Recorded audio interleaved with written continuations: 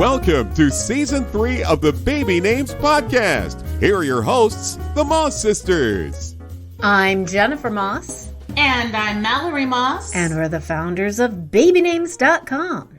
And we're sisters too.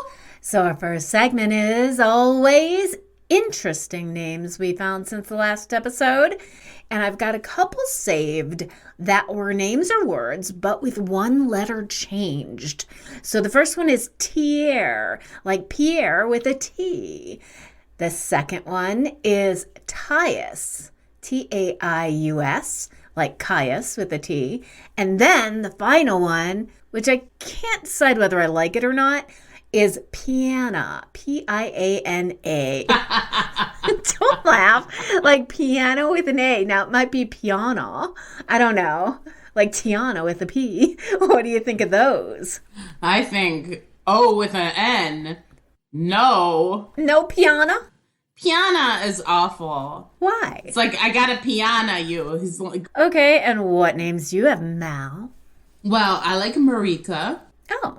And then there's Roshella. Oh. So it's different than with the CH, like Rochelle. Mm-hmm. It's R-O-S-H-E-L-L-A, like shell. I like that. That's a good alternative. Yeah. And then just for fun, I like the names Astro and Dino for boys. We talked a lot about Dean the last couple episodes.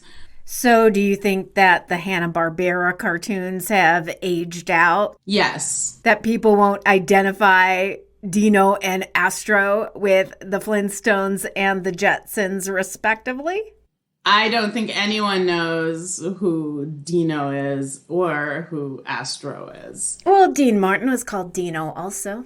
Right, exactly. And now, our topic of the week is gaming naming. And first of all, disclaimer, Mallory and I are not gamers. Speak for yourself. I did some Magic the Gathering back in my day. Did you? Or did you just collect the cards? Both. I was a damn good player, I must say. So today we're concentrating on video games and role-playing games. Both of those genres of gaming have many, many subcategories. But instead of butchering all this, we've invited two special guests to talk about this subject with us. We'll be talking with Lee Perry, best known for his work as lead designer at Epic Games. And then later, we'll speak with Matt Mercer, dungeon master and host of Critical Role.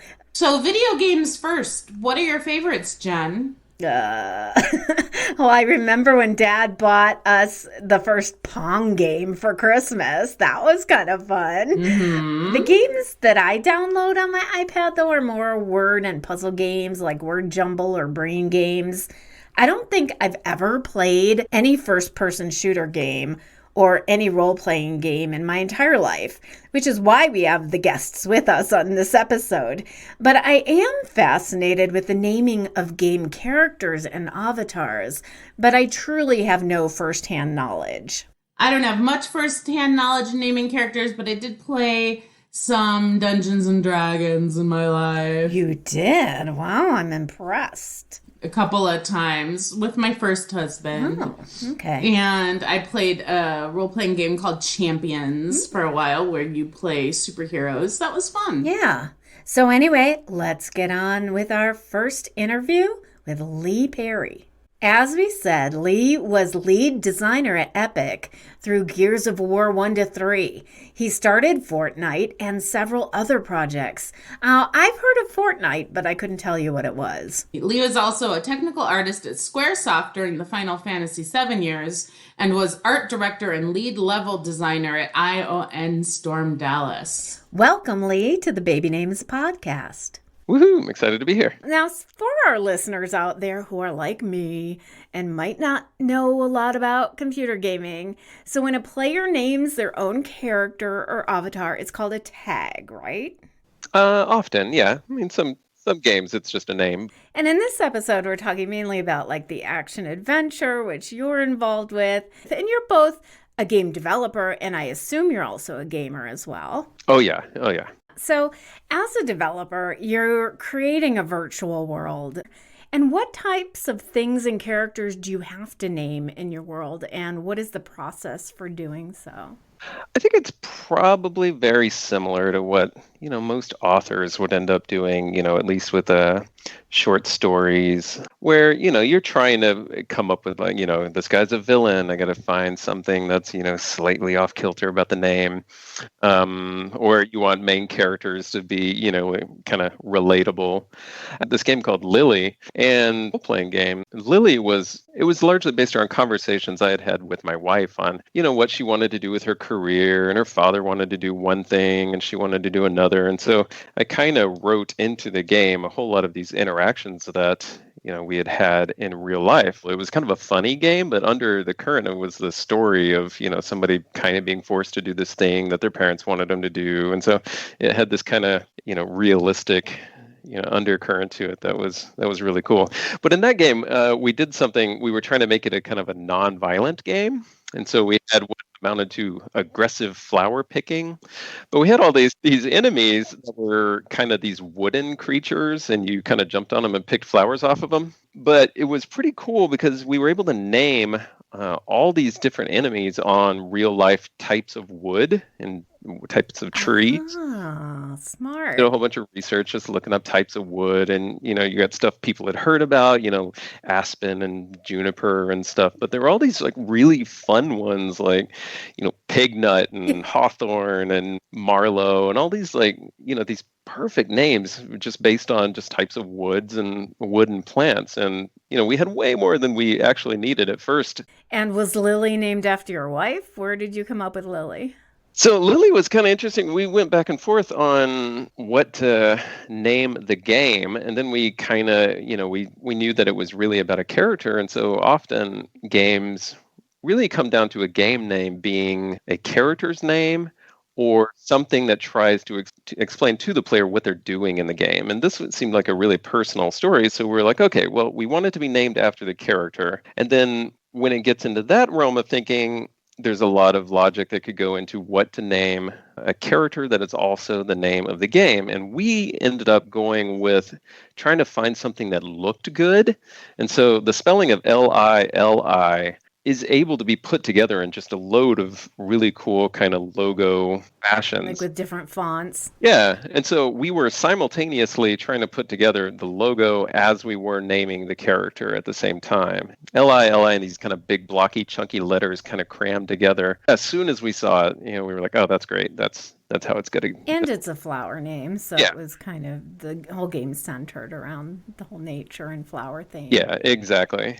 You've got these like super different genres, like you've got Gears of War versus say something like Elder Scrolls, which is fantastical, and is based on like fantasy and yeah, definitely. And I mean, obviously the namers or whoever the character creators are taking that into account, like fitting into the world, but also appealing to the audience, right? Right. And similar to how any kind of a book series has kind of a naming kind of vibe to their character convention. Yeah. Mm-hmm. I mean, so you talk about like Elder Scrolls, and there's a whole bunch of games in that series too. One of them's like Daggerfall and Morrowind, and the more recent ones like Oblivion and stuff. And each of those, Skyrim was the most recent one.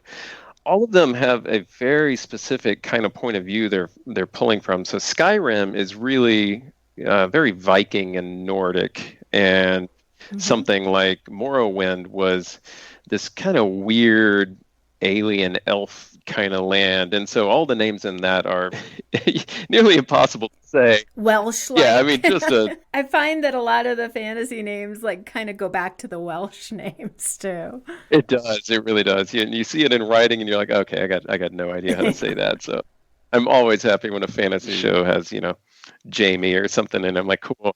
I got that. I can say that. Or Outlander. That is one of my wife's favorite books. Now, has there been an evolution? Obviously, there has been, like, video games first came out in, like, 80s. So we're talking about the last 2 decades of the 20th century.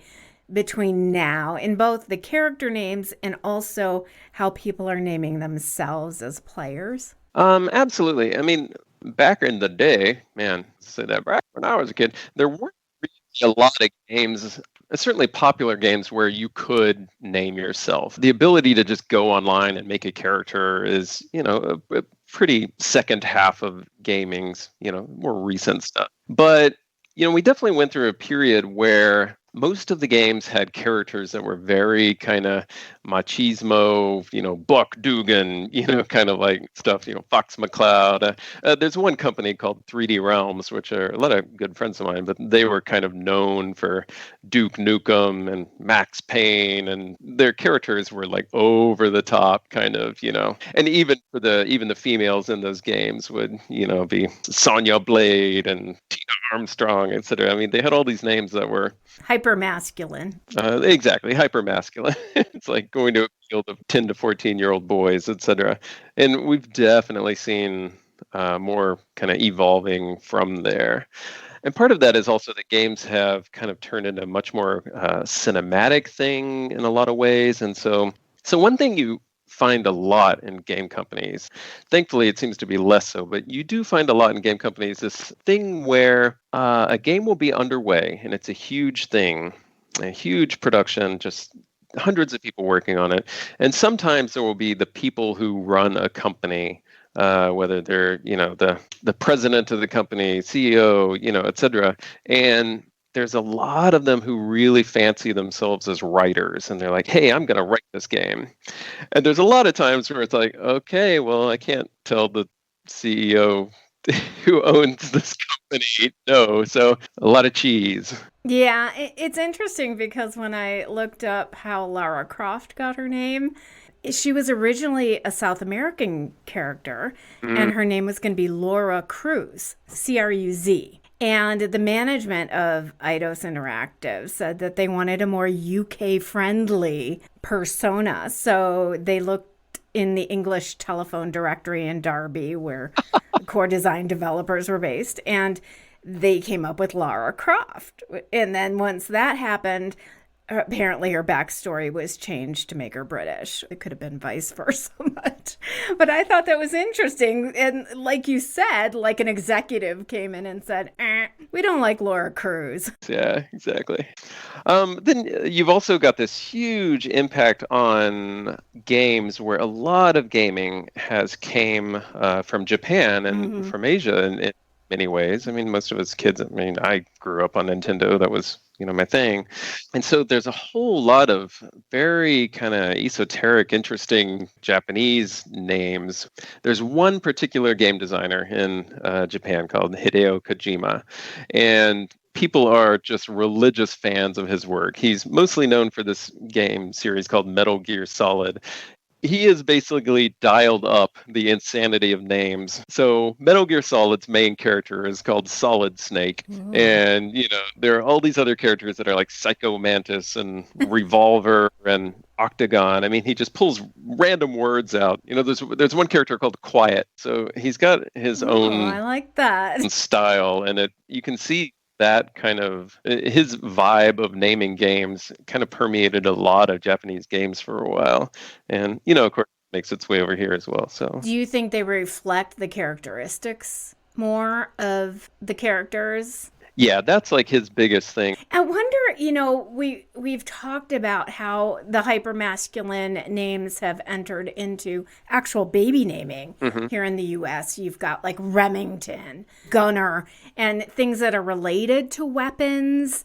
And I wonder if that comes from the kids who grew up with these kinds of gamer names now are childbearing. Yeah, there's got to be. There's a whole lot of gender bias within gaming that we're really, really, really trying to push through that and push past that. And so one of the greatest things about all these independent games coming out are that there's way more influence now from female designers and females all across the industry. That's awesome. Obviously, in the different platforms, there would be like technical restrictions, right? In what you can choose for your name. Is there anything that's standard, or does it depend on the platform? Oh man, there's so many like random little techie things with naming. You get things like when you're designing the menus and the user interface, for everything that pops up on a character. When you have a little text box that tells the character, "Hey, type your name in here," you have to assume the worst about, what if they type in 30 W's, which is, the lightest letter that you're going to have, or Right. so we wrestle a lot with that sort of thing in user interface design, and especially when you're dealing with other languages, you get things like, okay, everything that gets translated to German is going to be 3 times as long across the bottom of the screen.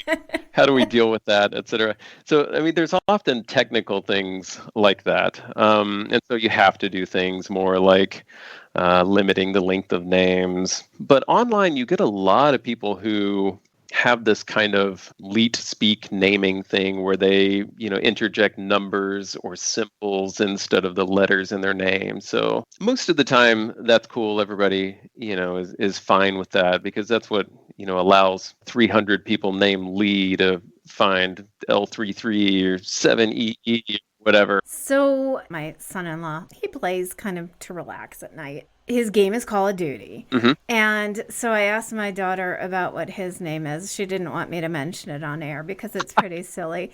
And she said that he chose it when he was like 8. Yeah. And so is that really common that you become tied to your pseudonym of your online persona and you just want to keep it for that long? It is very true. And also when games are really social, if I've got Dragon Dude is my name and all my friends know me by that, and then we all start playing some other game, a lot of people keep those same kind of personas across games. So that is definitely one of the factors in how people name their online characters. They kind of have this running persona between games. Well, Lee, thank you so much for joining us. You gave us some really good perspective into a whole naming genre that I knew nothing about. Yeah. So I really appreciate your input on that. Oh, it's my pleasure. So what is Adam's gaming name? I'm not allowed to say on air, but I guess I can bleep it out. You ready? He picked it when he was 8. Okay. It's... He just keeps it? Yes, he's kept it since he was 8. Because everyone knows him by it, like his gaming friends. Anyway, now about a month ago, our nephew Pete texted me freaking out, saying, "Oh my God, baby names was mentioned on Critical Role," and I had no idea what those words meant. So I looked it up, and it turns out that Critical Role is a super popular streaming show where a group of friends play Dungeons and Dragons. The Dungeon Master said he was turning to babynames.com to name some villagers in the game. I thought that was so cool. So I reached out to Matt to help us with this episode. Very cool. I can't wait to hear it. Matt Mercer is a voice actor known for his roles in animation and video games, as well as being the chief creative officer and dungeon master of Critical Role, one of the most popular story-driven digital media brands in the world. What started in 2012 as a role-playing game between friends has evolved into a multi-platform phenomenon with a variety of shows, comic books, graphic novels, animation, live performances, podcasts, puzzles, and even Funko Pop dolls. So welcome, Matt, to the Baby Names podcast. No, thank you so much for having me. This is an absolute pleasure and an unexpected fun chance to come and chat about something that's been very useful. Yeah, so for our listeners who aren't familiar with role-playing games, explain how they work and how yours in particular became Critical Role. So role-playing games are... it's a gaming experience, but usually it's around a table or online for a lot of people. But it's just friends getting together with some paper and some dice and some books. And what looks at first to be just a rule set and a lot of math really is just a structure for you to tell stories collaboratively together. Everyone makes characters that they want to engage in the story with. as a party of adventurers often. And then one person plays the game master or dungeon master for D&D specifically, where they kind of tell the macro story of everything that's happening beyond the characters. Every non-player character they meet, every shopkeeper, every villain, every person on the street that might have some information they want to talk to. That person kind of plays both referee to the rules and is the world reacting to what the players do. But it's a largely improvised, collaborative story experience that is very enjoyable, and in my opinion, one of the purest forms of creativity that is accessible to pretty much anybody. So that's kind of role-playing games in a nutshell there. And you use the dice that you often see are what you use to roll and codify if you succeed or fail at certain tasks that are very challenging in the game. If you have a very strong character, you get bonuses. So if you roll a low number, you might still be able to knock that door down or hold up that wall before it collapses. Right. That kind of a thing. So that infuses the sense of chance. So you can't just go, well, I beat this monster and I win. Exactly. So you make choices as characters, and the dungeon master explains and narrates how the world reacts to those choices. And sometimes if there's a challenge involved, the dice tell you what that random chance factor is, and then the story, and a very still improvised factor, then plays off of how that success or failure went. So it's a really thrilling, I don't know what's going to happen next type experience at the table. Right. And so, in effect, you're the creator of this world, similar to an author, or you are an author. And that includes naming a whole variety of things, like from player characters, called PCs, to non-player characters, places, and just everything. Oh yeah, it's a unique challenge. Like for Critical Role, when we even before we started streaming it online, I've been doing this as a dungeon master for my entire adult life and beforehand, like since high school. For me, it's been one of my favorite hobbies. But being a kid that grew up reading a lot of science fiction and fantasy novels, and having a love for vocabulary and just learning about the world and history, you learn there are a lot of words and a lot of names out there. Right. And it's very hard to retain a lot of that. So in creating my worlds, it's been a kind of a unique challenge to come up with things that are unique and evocative of the different regions and cultures that I created in this world that my players get to explore, and try desperately not to make them too droll, too common sounding to a modern world, to the point where it kind of pulls you out of a fantasy, imaginary narrative. Yeah. And as I've also learned, to be careful to make sure you say the names out loud before you write them down. Because there's certain things that look great on paper, and you pronounce it, and the players are like, "Oh, really? That's the name?" And you're like, "God, dang it!" Well, that's exactly what we tell parents too. Yeah, it's like, say it out loud, introduce yourself as the baby name, and see how it sounds. Oh yeah, I will forever be unable to shake Purvon Soul. Like, Purvon, really? That's his name? I'm like, oh boy, what did I do? Okay, so take us through it from the beginning. You as Dungeon Master are starting a campaign, which is basically a game or a story arc. And a campaign can have story arcs within it. How do you start world building? And how much of it needs to be named when you come to the table for game one? Interesting. For me, and there are different ways to come at world building. Some people start on a macro scale and, create the creation myth of their world and their full pantheon and the history of all the cultures before they even play their first session.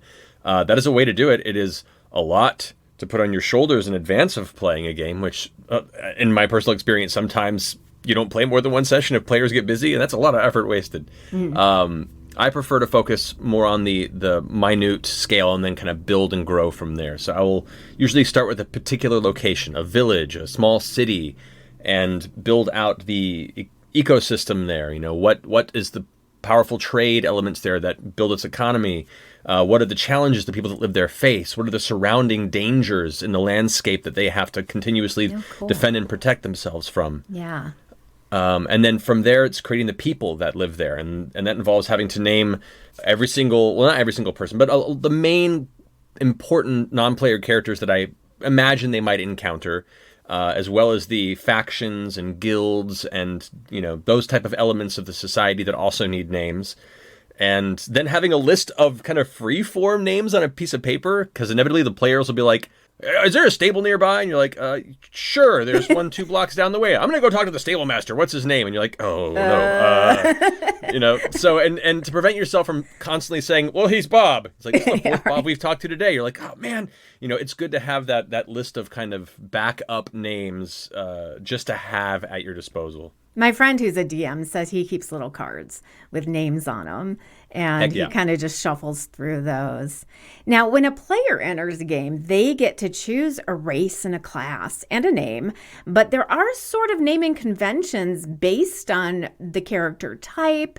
And how would a name differ between like races and classes in Dungeons and Dragons? Yeah, I mean, and the conventions are there as a suggestion to players. Okay.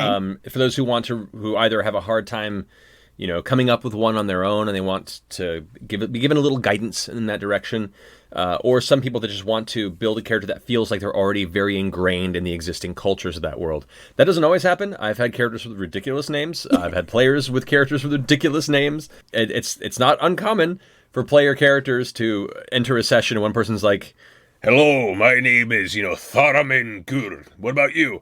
My name's Bob the Buddy Boy. You're like, oh boy, this is going to be an interesting group of people. But yeah, so what they'll do is for those suggested elements there, they'll create kind of etymology and kind of like cultural touchstones within this fantasy world with suggested titles, suggested names, and naming conventions that would exist within that culture, and be like, if you want to create a character, these are some examples that you could follow along with if you want to. So it's very useful for players creating a new character, and for me if I'm wanting to actually expand upon that culture in the world and make it feel a little more lived in. Yeah, I've seen books that have name suggestions and online name generators too. So if you're not super creative on the naming front, you can do that. And the game is based in fantasy, so you can get super creative with names, right? Oh, yeah. So other than books and generators and, of course, babynames.com, where do you go for name inspiration? My first step whenever I create a non-player character is to try and come up with something on my own based on the cultures I've created. And I try not to base them too directly on what's in the books, because the books are kind of a pre-established IP. Right. And since the world that I'm running in is a unique one that I've created, I try to balance leaning too heavily into what's already established. And sometimes that works. Sometimes I end up with Purvon. But it's a combination of just creating sounds and consonants in my head and saying them that sound interesting and evocative of the type of person and NPC personality that I've created. And then if it's not working for me, that's when I'll go to like babynames.com. I'll go to a name generator and find names that sound interesting and mash them together. Oh, that's interesting. Yeah.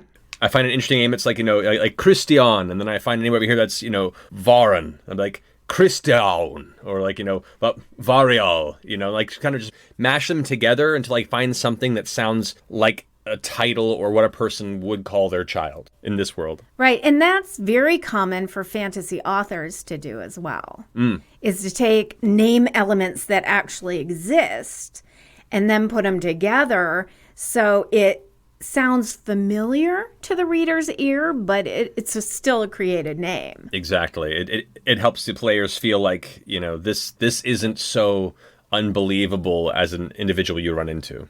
Right. Now, you chose to name your world Exandria, Exandria. Where did that come from? Exandria came from, it sounded cool, but on top of that, I wanted to have a little bit of a basis in actual language. So, for instance, Alexandria is always been a name that I enjoyed. It just sounds interesting. Both the Library of Alexandria, it just has this very kind of evocative sense, and it's just fun to say. Historical. Yeah. It sounds like it has a lot of meat and weight to it. But there's also, and the root of that name is Defender of Men. As one of the aspects of it. And so Exandria comes together, meaning world of men, kind of is what the title of it means. And men meaning just like, in the classic sense of living mortals, not in a gendered sense. That's just kind of where, a world of people and focusing on the mortal lives and the mortal stories that exist in a place that had a very grander and more non-mortal history and beginning. Taking the idea and the love of how Exandria feels, and then removing the owl from the top of it and kind of making it my own. I'm going to put in babynames.com if that's okay with you, and I'll give you credit for it. There you go. Maybe we'll see a baby named Exandria one of these days. That would be really cool. Weirder things have happened in recent years around Critical Role. I'd be like, okay. So are there naming conventions within Exandria that you've created? Like George R.R. Martin was really great at naming conventions. And you had kind of touched on that before, that you want to make sure it fits into your world. Correct, yeah. I try not to steer too far from just common English phrases, because I wanted to have that sort of universal common feel for those of us who live in a very English-centric society. When it comes to more obscure languages, abyssal and infernal, things that lead to the darker elements of Exandria's past, I try and focus more on harsher consonants, very much inspiration from the black speech of Lord of the Rings, something that when spoken deeply and forcefully already makes you go, oh no, that's probably a bad thing. Right. And so using a lot of U's and K's and percussive harsh consonants.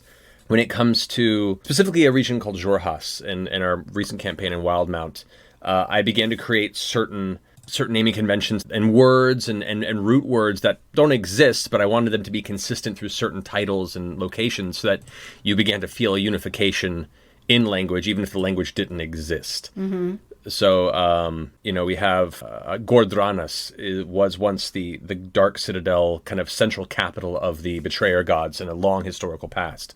Dranas became this root word for certain locations in other languages, and kind of you could see elements of that speech bleed out into languages over time from people who maybe not understand its original roots. Now, there's cities called Nicodranas, which is, that there are different small elements of words and phrases that I try and seed throughout to keep unification in meaning. Yeah. To give the illusion that there is a deeper language there without me having to be J.R.R. Tolkien, who actually, spent most of his life studying and creating languages. I do not have the brain space or creativity to do that, so I just kind of fake it.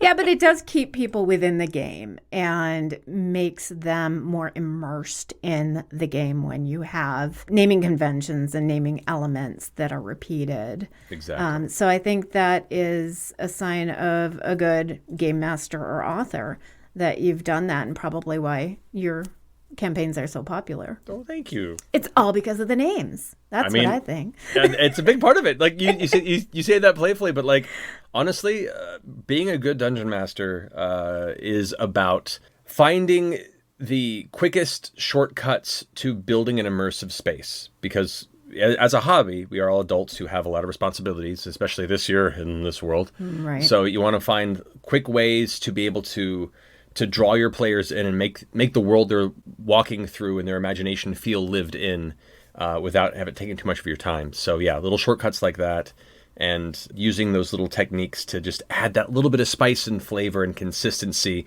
doesn't take a lot more energy from you. And the players don't see the man behind the curtain flailing going, right. I don't know what I'm doing. They're just like, that's so cool. Yeah. Now, Ed Sheeran just had a baby girl and named her Lyra Antarctica, and I thought that could totally be a D&D name. Doesn't it sound like it? It does. Do you know if he's a player?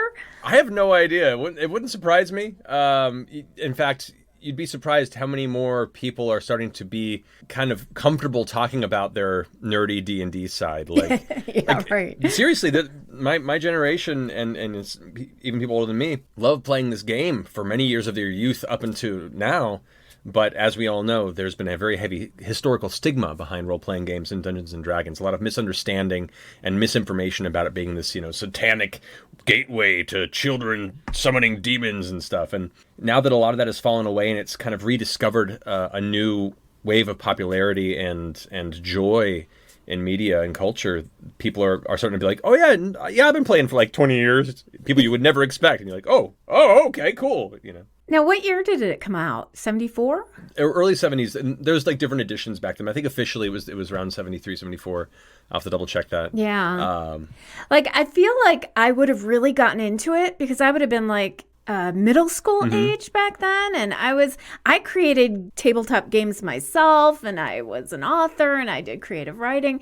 I think when you talked about the stigma back then, like in the early 70s and when it first came out, it was a boy thing. Yeah. And I know it's so much more inclusive now. All video gaming and role-playing games are more inclusive now for girls, but I think I really would have gotten into it. I think you would have, but you know too. what? There's still time. There's definitely time. And finally, what are your absolute favorite names that you've come across, either that you've created or other people have created within your campaigns? Oh, man. There are a bunch of fun ones. Titles of alliteration are always a blast. To that point, we had a beloved shopkeeper in our first campaign that we did, whose name was Sean Gilmore, who was a glorious gentleman who was an enchanter and a purveyor of magical artifacts and relics of his own creation, for a modest price, of course. Right. But he was known as Gilmore's Glorious Goods, so it was such a fun play of alliteration. Recently, we had another shopkeeper. It's because you get to play with titles of trying to sell stuff. It's a challenge, Right. So we got to really enjoy and dig into that whole process in a recent episode.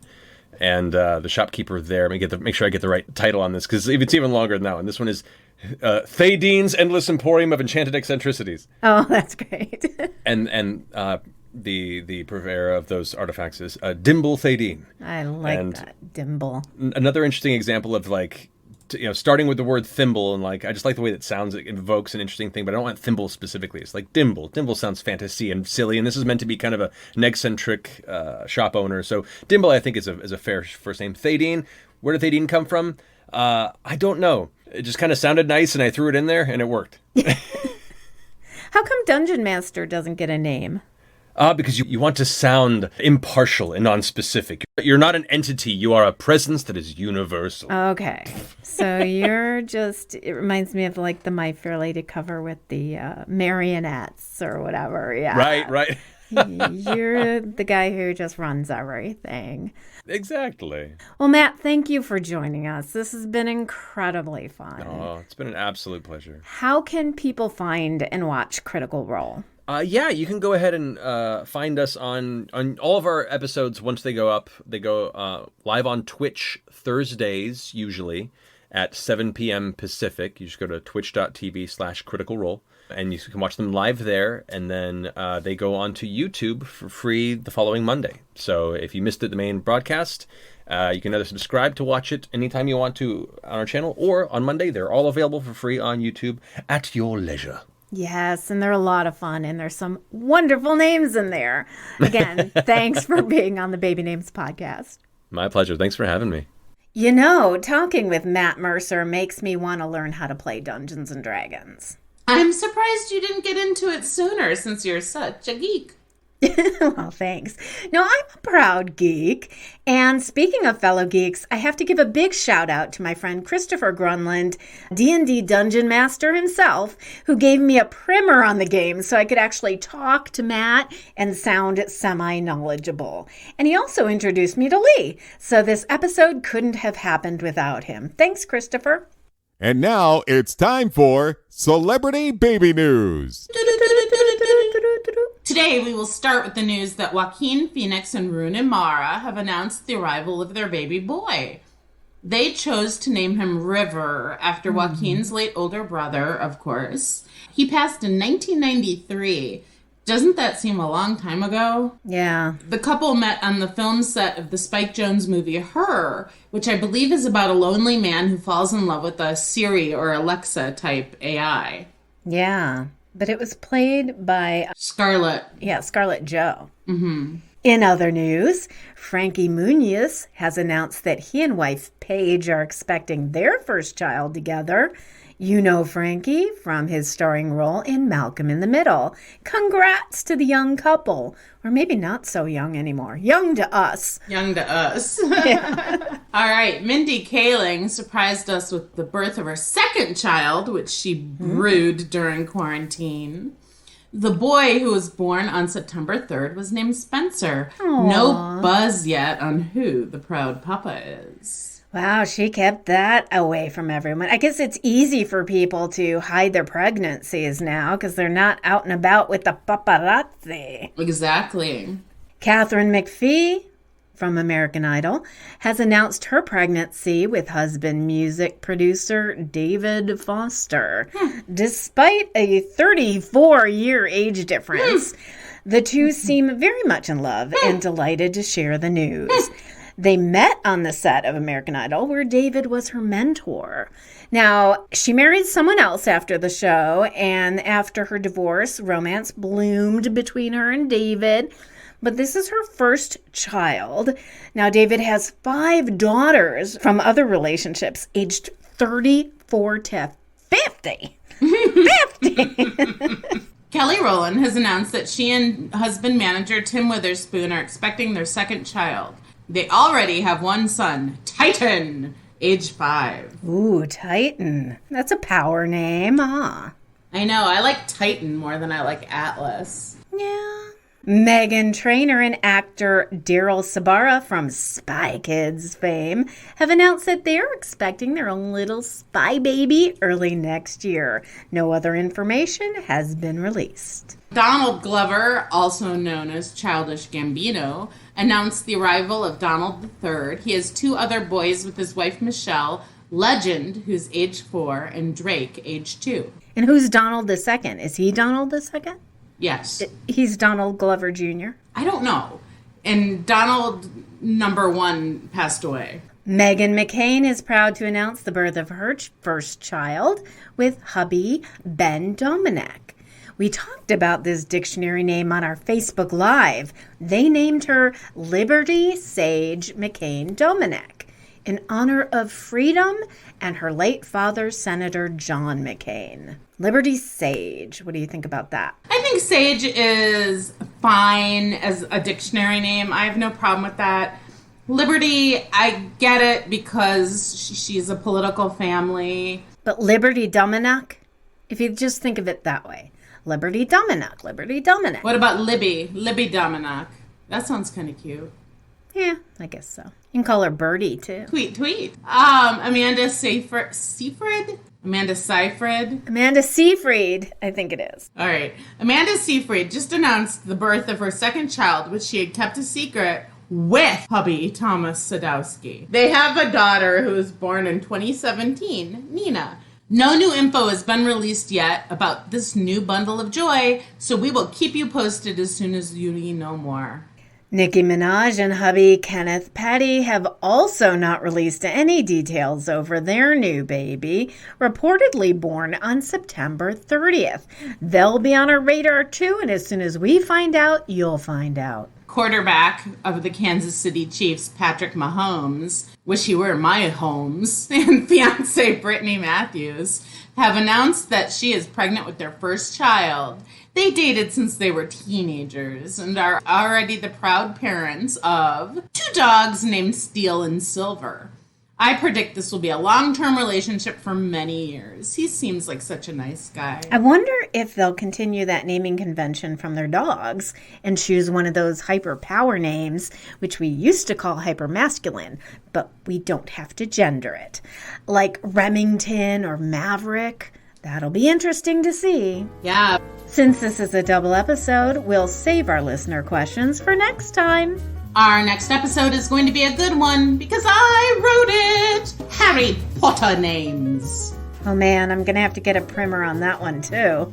Or you can actually read the books. In 2 weeks? I already am behind with the Outlander books, which are about 10,000 pages.